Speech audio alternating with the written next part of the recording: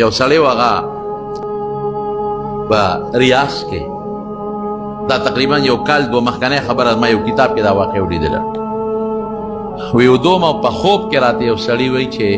ټلیفون یې وکړه چې په خوب کې راته یو سړی وایي چې یو سړي نوم یې راته واغې چې دی د ټلیفون نمبر دی د عمرې له بوله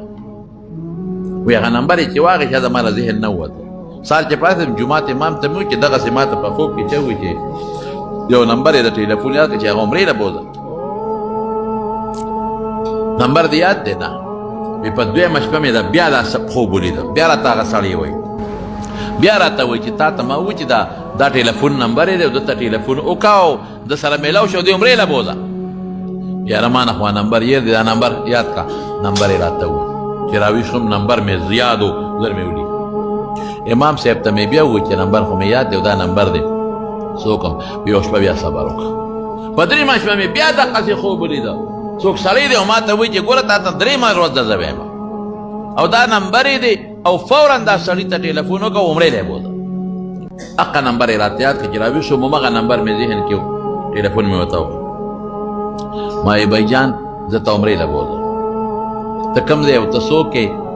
او ته عمرې له بوځم څومره خرچه چې کېږي دی پتا کوم وی هغه داسې په خلط خلط وخندل چې موږ مونځ نه کوو ته م عمرو له بوځې عمرو جیم کله نیسو کله نه نیسو ته موږ عمرو له بوځې یاره اړه مې خفه شو چې خدای د څه مطلب دی خو ما چې دا کار به کوم ما ورته وی بھائی جان بات ته نه دوست دی نه مې رشته دار یې نه دې پېژنم نه مې پېژنم نه مې نه څه تمه شته خو درې شپې مې دا خوب ولیده او ستا دا نمبر درې شپې و چې ما له څوک راکوي ما ته پته نشته او نه یارېږم چې تا باندې به د ما څه روزګار او کاروبار راشي یا حاجت به مې در باندې راشي خو ما دا درېیمه شپه را وایي چې دا مې ووایي هغه راته وایي چې ښه د پلانکي ځای کې اوسېږم ته راځې که زه درته ملاقات وکړو لاړه ملاقات مې ورسره وی سړي خندل چې عجیبه دا ده چې زما خو خفه کېږم د نن هلته ته ویم زه خو شراب هم څښم زه خو مونځ هم نه کوم دا څه مسله ده ما چې بس دا نمبر ستا دی او زه دې بوځم وی دا ډېره ښه ده چې بوځې پښتانه وي مفت شراب قاضي هم څښلي دی وی عمرې له مې بوت وی چې بو مې ته احرام یې وتړه طواف مې پرې وکړو دی چې طواف کې تاویږي نو دا سړي باندې اثر وشو ډېر ښه طواف یو چې بیا سایه کوي صفا مروه په منځ کې ډېر ښه اطمینان سره سایه وکړه بیا چې کله د عمرې نه فارغ شو موږ واپس ځو خو ده ما ته وایي چې ګوره ما به خپل کور ته واپس را رسوې چې نه په لار به مې نه پرېږدم یوازې زه تنګېږم چې کله طواف نه فارغ شو سایه نه فارغ شو عمرې نه فارغ شو سر ده مې خورئ ما مې خورئ وایي دې ما ته وایي چې ځو مې او بیا زه یو 2 منټو له دې حرم ته ځم یو 2 رکعته لمونځ کوم بیا ځو ما یې ډېره ښه خبره ده زه به هم وکړم وایي چې حرم ته څنګه نه ننوتو ما خپل 2 رکعته وکړل او دې په لومړي رکعت کې په سجده پروت دی سر نه اوچتی یا خدای پاکه لکه ما مونځ وکړو تا اوسه پورې لومبی سجدې نه سر نه یې پورته کړی ناست یم خو سړی وم هغسې پروت دی هغسې پروت دی هلته خو پولیس والي ویسې نه څه جنجال جوړ د مې واضح کړي چې دا د ما ملګری وخت په سجده پروت دی چې هغه وړقو چې ویړقو ساتې و دی مړو خیر لاش مې اوچت کول او کور ته مې ورسو کور والا ته مې دغه چلو شو خو بس ټیک ده د خدای طرف نه وه بیبي نه مې تپوس وکړه چې دې سړي څه کار کړی وایي چې دا خو ډېر بېلمازه و ده سره خو زما په مانځه جګړې دا خو ډېر روژه خور و زما به ورسره په روژه جګړې چې روژه نیسه دا خو ډېر شرابي موت ظالمه خدای نه منې الله به درنه تپوس کړي شراب څکې دا خو ډېر شرابي نه څه یې کړي دي یاره یو عمل یې کړی دی څه دي وایي زمونږ په دې ګاونډ کې یو ښځه وه د هغې خاوند مړ شو ډېره جزانه غریبانه نو چې خاوند به څه مزدوري کوله څه نوړی روټۍ به یې راوړله ډېره جزانه نو په هغې به د بچو ګزاره کېدل چې سړی مړ شو چې مړ شو نو خلک دې مړو له روټۍ راوړي دا مې دې پورې وي چې په مړو مه دی راکېږې چې کم کور کې مړ شي په خپله وله روټۍ یوسئ هغه غریبانان په غم کې پاتې دي د جمعه او د څلوېښتې او د درېیمه ده او د دنیا د سار نه 8 بجې ناست یو تر ماسپښینه پورې په دیرۍ په 10-12 دیګو کار نه کېږي هغه غریب د ښځې کالي خرڅ کړي یا ولا څاروي خرڅ کړي یا ولا ځمکه خرڅ کړي ولې دا خلک راته ناست دي رانه نه دا به بالکل نه کوې ګوره دا زما ومنې دا خبره ته د حقیقت کومه په درېیمه کې یا په جمعه کې مړي دومره قسم په خدای خلکو د ګران شي وري چې دا موږ ته خلک دا ځکه چې موږ ته خلک شکایت کوي مخکې ورځو کې مراته چا وایي چې مهرباني لږ په تقریر کې دا ووایه موږ بېخ ووته بېخه مو وت خلک راشي بس په درېیمه دیرۍ موږ خو یو دیګروجې نه شو پخولی او په بلا شی را باندې دیرۍ څه ورسره وکړو بېشاړلی هم نه شو یا په جمعه کې راکړه خپل او پردي ټول پراته لکه خو راوړی ولا کنه. خیر زما رونو خبره مې دې پورې کوله چې وایي دا صرف یو کار دی چې دلته هغه سړی مړ شو ښځه کونډه پاتې شو ماشومان بچي پاتې شو نو خلکو 3 ورځو پورې روټۍ ولې یوړه یوې وړه د هغه ښځې غریبې مزدوري خو بنده شو ځکه خاوند مړ شو ښځې خو بار مزدوري کولی نه شوه 3 ورځې خو ښځې او بچي خوراک وکړه به 4مه ورځ څه نشته چې نشته نو هغه ښځې په لوښو کې څه د خلکو نه هغه 3 ورځو چې څه پاتې ماتې هغه یې ګرم کړل په بچو باندې خوړل 4مه ورځ هم تېره شوه په 5مه ورځ بیا څه نشته خلکو هم روټۍ بنده کړه مزدوري هم نشته دې ښځې کور کې څه کباړ مباړ وغیره راغونډ کړه هغه یې خرڅ کړه کباړ مباړ په هغې یې څه واغېښتل بچو خوړل ورځ به په هغې ګزاره وشوه بیا څه نشته کور کې چې کوم زیاتي لوښي موښي و هغه خرڅ کړل هغه په بچو خوړل بیا څه نشته خیر دا ښځه لاړه یو دوکاندار له په پرده کې دکاندار ته وایي چې یاره زه راغلی مو ما له لږ قرض وړه راکړه بچي راته نار دي نن 2مه 3مه ورځ ده جاړي راته ماشومان د لوګین او سوال هم ګناه ده نشم کولی او قرض راله راکړه چې ته زه کوشش کوم په چا طرف مزدوره شومه یا چاته کور کې نوکره شومه او چا را باندې خدمت وکړه در به کوم هغې زه خپل کار کوه نیک بخت دی تاله قرض را تا ته پلار خاوند هم نشته بچي دې واړه دي ته ماله څه راکړې ویې رټله دا غریب واپس راکړه اوس دا هم وږي ده زامن هم اوږي دي ماشومان بچي هم اوږي دي دې کې مشر زوی دا 7 کالو نه جوړه شو دا لوګې د لاسه غریب نه جوړه مور ورته سر ته ناسته ده آها خدای د داسې حال نه مو ساتي او مور ولا په سر باندې زور کړي د هغه غریب تبه او د لوګې د لاسه تبه ده او جاړې چغې وایي مورې خېټه مې خوږي یا مورې دړ مې دی ای مورې زما خېټه خوږېږي مور ورته سر ته ناسته ده په سر زور کوي او ماشومه خورې ده د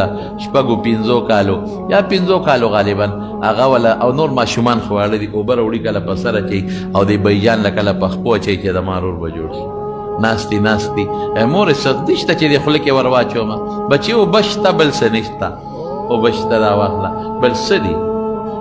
دا ماشومه خورې څه وایي دې مور ته وایي مورې دا بیجان به مې کله مري زما دا رور به کله مري بچې دا دې څوک وایي وی نه که نه مونږ خو د لوږې مړه شو که دې مړ شي او 3 ورځې خو به بیا خلک ډوډۍ راوړي ګزاره به وشي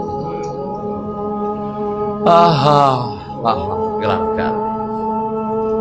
دا ماشوم دا مورې پاسېده او خدای ته ودرېده یا الله ازمایش کې پرته یم خدایه ته په خپل کار ښه پوهېږې موږ نه پوهېږو الله دې سره څه وکړم د دې ماشوم او دې بچو سره څه وکړم دې ښځې دا فریاد کړی دی او دې خواته زما دا خاوند دا چې کوم خاوند زما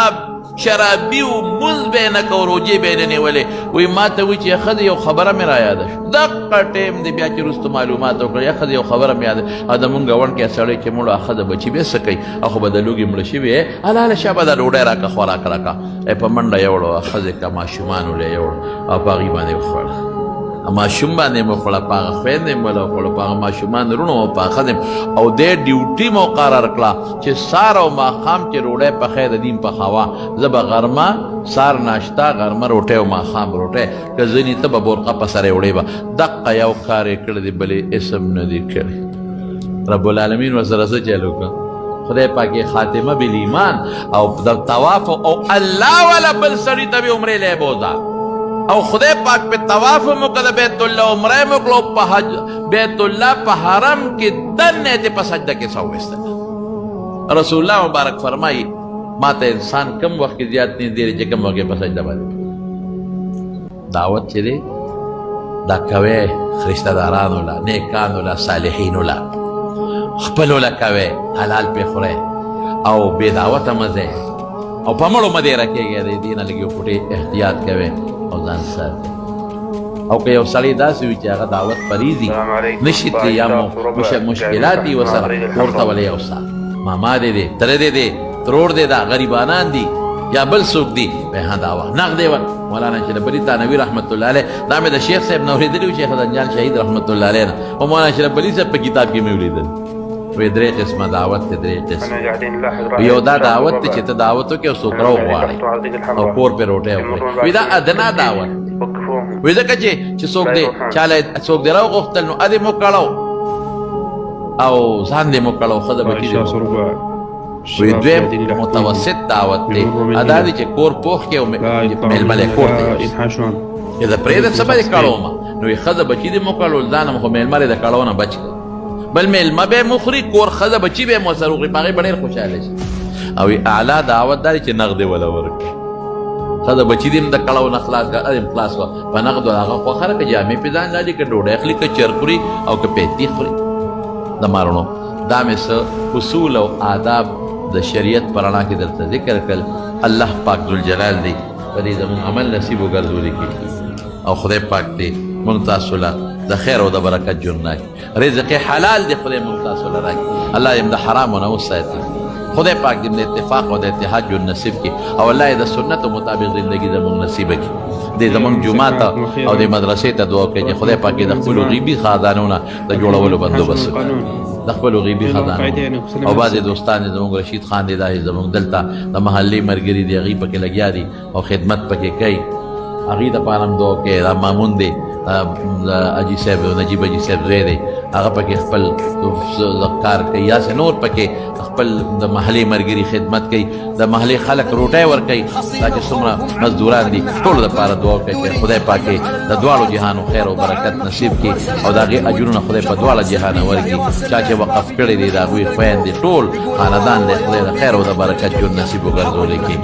او الله پاک چې څومره میلمانه راغلي دي یو ځای بل ځای نه خدای د ټولو د عافیت او د برکت ژوند نصیب کې او خوشحالۍ نه بیمارونه پاک زندگی نصیبه کې داسې بعضې دوستان دي زموږ یو ملګری دی د هغه لور بیماره ده د یو مرزو د نیمېرۍ دعا کوي چې الله روغ صحت ورکړي باید دوستانو ټلیفونونه کړي چا مور پلار بیماران دي چا کورونو کې مریضان دي الله ټول له شفا ورکړي چې اولاد نه الله نارینه اولاد ولا ورکړي او خدای پاکه دا موږ د دې جومات ته دعا کوي چې خدای په خیر مکمل کړي باید دوستان دي